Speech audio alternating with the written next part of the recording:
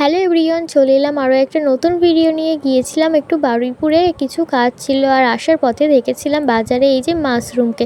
আর দেখার সাথে সাথে কিন্তু মাকে বলেছিলাম, মা কিন্তু আমার ইচ্ছেটা পূরণ করেছিল। আর দেখো, আমার খেতে তো খুবই ভালো লাগে আর আমাদের এখানে পাওয়া যায় না, হঠাৎ দেখতে পেয়েছি অনেক দিন পরে, তাই কিন্তু মা কিনে নিয়েছিল। আর মা কিন্তু আজকে রান্নাটা করবে। মায়ের হাতে রান্না খেতে কার না ভালো লাগে বলো। এদিকে দেখো, মা ছোটো ছোটো করে এই যে আঁশ থাকে মাশরুমের গায়ে, এগুলো কিন্তু ছাড়িয়ে নিচ্ছিল আর ছোটো ছোটো করে এরকম আলু কেটে নিচ্ছিল।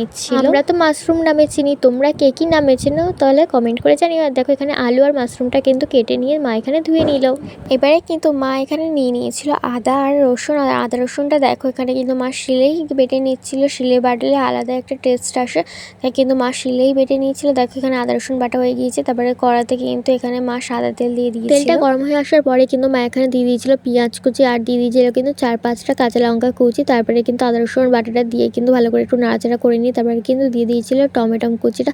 তারপরে দিয়ে দিয়েছিল কিন্তু মাশরুম আর আলুটা। দেখো এখানে দিয়ে কিন্তু একটু প্রথমে কিন্তু একটু কষে নিচ্ছিল মা। তারপরে কিন্তু এখানে দিয়ে দিচ্ছিল লবণ। আর দেখো এখানে কিন্তু লবণ দুবারই দিয়ে দিয়েছিল, মানে তোমাদের পরিমাণ মতো তোমরা দিতে পারো।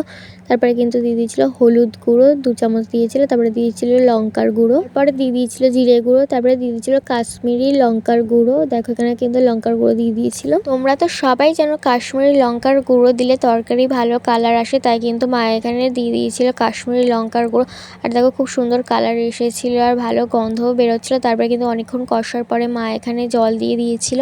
তারপরে কিন্তু এখানে ঢাকা দিয়েছিল কারণ মাশরুমটা আর আলুটা ভালো সিদ্ধ হবে। তাই দেখো এখানে কিন্তু আলুটা বেশ ভালোই সিদ্ধ হয়ে গিয়েছে। দেখো আমি এখানে খুন্তির সাহায্যে আলুটা এখানে একটু ভেঙে ভেঙে নিচ্ছি যাতে ঝোলটা একটু গাঢ় হয়ে যায়। দেখো এখানে কিন্তু মাশরুমের তরকারি একদম রেডি হয়ে গিয়েছে। তারপরে একটু উপর থেকে গরম মশলা ছড়িয়ে দিয়েছিল মা। দেখো এখানে খুব সুন্দর কালারটা এসেছিল। এবার খেয়ে দেখা যাক। আমার তো বেশ ভালো লেগেছিল আর তোমরা চাইলে তোমরাও বাড়িতে অবশ্যই ট্রাই করে দেখতেই পারো একবার। চলো নেক্সট ভিডিওতে দেখা হচ্ছে, টাটা।